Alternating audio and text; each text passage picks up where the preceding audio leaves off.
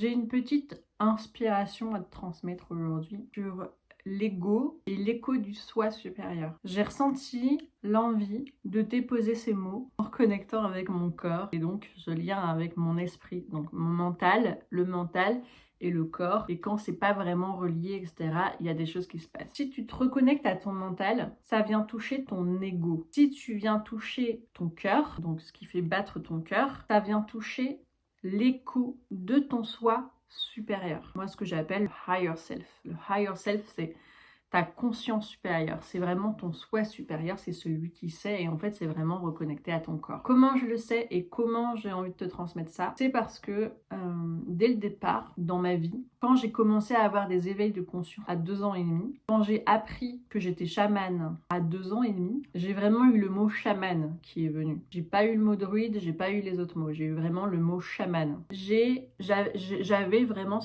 j'avais eu cette crise d'épilepsie parce que mon corps était en désaccord avec mon mental. Mon mental, il avait vu des choses. À 2 ans et demi, je me suis dit, j'ai pas envie de vivre ça. Et il avait tellement pas envie de vivre ce qu'il a vu dans ses visions que le mental s'est totalement bloqué et s'est dit, je veux pas vivre ça, je veux mourir. Mon corps, lui, il était en mode, si, tu vas vivre. Et en fait, il y a eu la guerre entre les deux. L'ego voulait mourir, incapable, pas prêt. Bah forcément, 2 ans et demi, n'était pas prêt à vivre la vie que j'allais vivre. Et dans un autre sens, le corps disait mais il faut que tu vives ce que tu vas vivre parce que ça va t'aider à vivre, à accompagner les autres personnes. De recevoir ta destinée, ton chemin de vie à 2 ans et demi, c'est pas donné à tout le monde. C'est même voire rarissime. Et je fais partie de cette rareté. Je me souviens, j'avais connecté avec une chamane mongole, Enketuya, qui est quand même assez connue dans le milieu du chamanisme mongol, majoritairement. Et elle m'avait dit, elle était au courant de mon cheminement, elle était au courant de ce que je lui transmettais par rapport à ça. Et elle a été nommée chamane à 13 ans par les esprits. Et son histoire était incroyable. Et moi, quand je lui ai raconté, j'ai pas eu besoin de lui raconter, elle m'a dit, tu l'as toujours été chamane et ça revient encore dans cette vie. Dans beaucoup de mes vies antérieures, j'étais chamane, donc en Mongolie, pas en Mongolie, pardon, en Sibérie. Donc vraiment dans le berceau du chamanisme,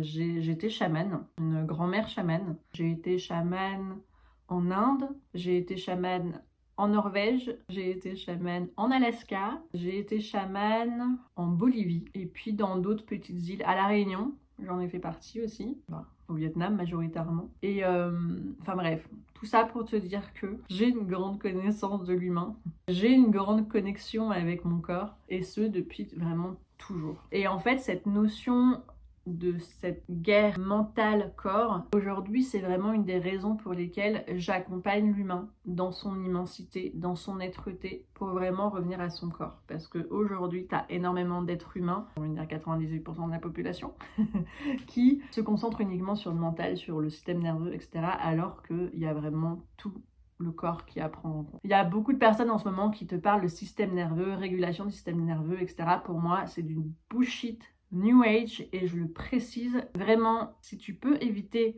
de faire ces trucs-là, tu gagnes vraiment beaucoup de choses, beaucoup d'années, beaucoup de tout ce que tu veux. Mais c'est vraiment pour moi une connexion pseudo-scientifique. Mais moi, j'ai pas besoin de preuves. Je vois ce que ça fait pour moi. Donc peut-être que toi, tu vas voir des choses positives parce qu'on va te le dire que c'est positif, on va te dire des choses. C'est comme la magie de l'homéopathie. Pour moi, l'homéopathie, tu me dis, ah bah ça, c'est une pilule qui guérit. Je suis sûre, tu vas te dire, ah ouais, ça guérit, je vais la prendre avec moi. C'est comme la pilule rouge ou pilule bleue dans Matrix. En fait, selon ce qu'on met dedans comme pouvoir ou comme intention, bah forcément, ça va agir sur toi. Donc pour moi, c'est à peu près la même chose. Tout ce qu'on te prône sur le système nerveux, etc. Système nerveux, t'as le système cardiaque. Si t'as envie de te concentrer sur quelque chose, moi je te dirais concentre-toi sur le système cardiaque. C'est quand même le premier organe qui arrive quand t'es bébé, en fait. Donc sur quoi tu dois te concentrer, c'est ton cœur. Voilà. Donc j'ai envie de revenir sur le côté égo. Ego, tu vas te connecter uniquement sur ton mental. Donc pour moi, la régulation du système nerveux, c'est que du mental. Encore le mental veut contrôler encore des choses. Je pense que l'écho, il est en mode « Ah, mon Dieu, quand est-ce qu'il s'arrête de faire ça ?» C'est ce qu'on appelle le New Age. On veut te faire passer des choses par rapport à ce nouvel âge, cet âge miraculeux de la 5D, etc. On va te donner tout ce que tu veux comme information de ton éveil spirituel, de ton ascension spirituelle, ou whatever. Pour moi, je suis à l'opposé de tout ça. Je suis aussi à l'opposé de tout ce qui est preuve scientifique et de vivre les choses, et en fait je ne suis aucune tendance. Et du coup moi je raisonne vraiment avec ce qui résonne dans le cœur. Et quand ça fait pas écho dans le cœur, quand ça ne fait pas écho dans le cœur avec mon soi supérieur qui est là et qui est vraiment dans tout le corps entier, même l'esprit, quand il n'est pas dilué par le bruit du monde ni par l'ego du mental qui veut absolument tout contrôler. Du coup, il y a vraiment cette notion de revenir à soi, et c'est vraiment pour ça que moi, dans la méthode Delta, je fais revenir chacun à soi, en plein cœur de soi. Vraiment, au cœur de soi, pas dans ton système nerveux. Ton système nerveux, il envoie des messages, clairement. Mais est-ce qu'il est vraiment connecté à ton cœur? Telle est la question. On ne peut pas le savoir tant qu'on n'a pas connecté esprit et corps et cœur à la fois.